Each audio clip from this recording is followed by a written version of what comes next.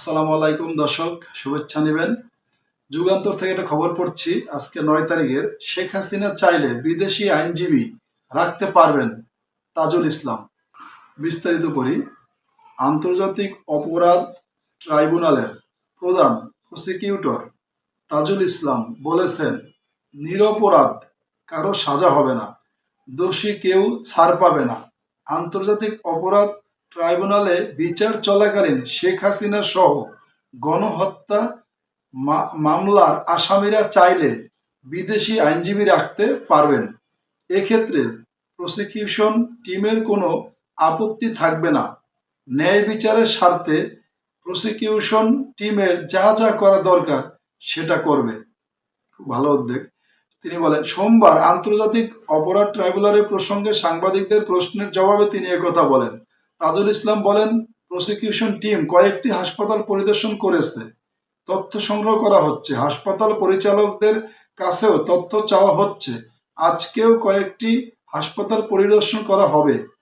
তদন্তের স্বার্থে গণমাধ্যমের কাছে থাকা ভিডিও ছবির জন্য চিঠি পাঠানো হচ্ছে বলেও জানান তিনি বলেন, স্বচ্ছতার সঙ্গে তদন্ত করার জন্য এই উদ্যোগ, যাতে করে বিচার প্রক্রিয়া নিয়ে কোনো প্রশ্ন না থাকে।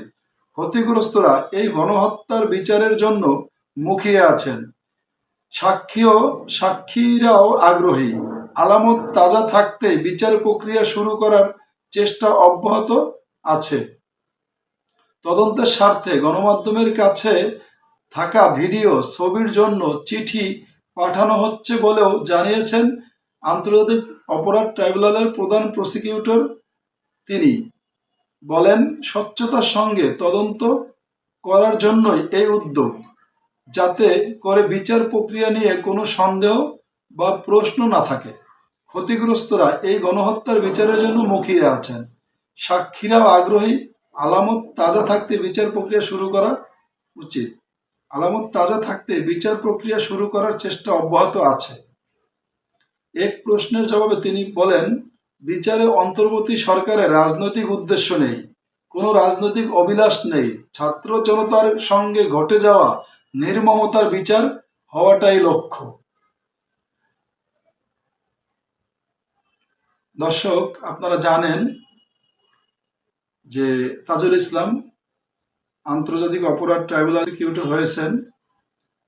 উনি ইতিমধ্যে কয়েকটি হাসপাতাল পরিদর্শন করেছেন এবং আরো করবেন। এই যে জুলাই গণহত্যা, বিশেষ করে গত 15 বছরেরটা তো আছেই, বিশেষ করে জুলাই গণহত্যা, যেই জুলাই গণহত্যার পরে শেখ হাসিনা দেশ থেকে পালিয়ে যেতে বাধ্য হয়েছে, সেই জুলাই গণহত্যায় অনেক হতাহতের ঘটনা ঘটেছে। তাদের কাছে সরকারিভাবে যে রিপোর্টগুলো এসছে, এগুলো শুধু হাসপাতালের, কিন্তু হাসপাতাল ছাড়াও যেমন আমার সহকর্মী নিহত হয়েছেন, আমার সহকর্মী আহত হয়েছেন, দুঃখিত, আমার সহযোদ্ধা নিহত হয়েছেন, আমার সহযোদ্ধা আহত হয়েছেন। এই যে আমার সহযোদ্ধা নিহত হয়েছেন, এই তালিকা তো তাদের কাছে নেই। এরকম আরো অনেক আছে। অনেক গ্যাপে গোপে ইন্টারনেট বন্ধ করে দিয়ে অনেকে অনেকভাবে মারা হয়েছে, এদের তালিকা তো হাসপাতালে নেই। সুতরাং লোক মারা গেছে প্রায় হাজারের উপরে, কিন্তু সরকার হিসাবে হয়তো 600-700 মতো দেখাচ্ছে, আরো আসবে, এখনো মারা যাচ্ছে, অনেকে অসুস্থ। যাই হোক, আমরা চাই এই গণহত্যার বিচারে বাংলার মাটিতে হোক, যেন এমন নির্মমভাবে হোক যেন অদূর ভবিষ্যতে বাংলাদেশে কেউ স্বৈর শাসন প্রতিষ্ঠা করার স্বপ্ন না দেখে। বাংলাদেশের জনগণ যেন স্বাধীনভাবে কথা বলতে পারে, স্বাধীনভাবে মুখ খুলতে পারে, যেন কথা বলার স্বাধীনতা থাকে, সবকিছু স্বাধীনতা ভোগ যেন জনগণ করতে পারে, এমন একটি জনবান্ধব সরকার আমরা চাই।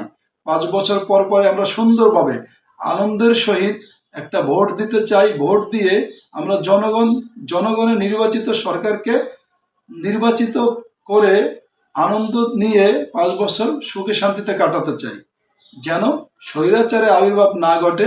অতীতের এই স্বৈরাচারকে যেন দৃষ্টান্তমূলক শাস্তি দেওয়া হয়। ধন্যবাদ সবাইকে।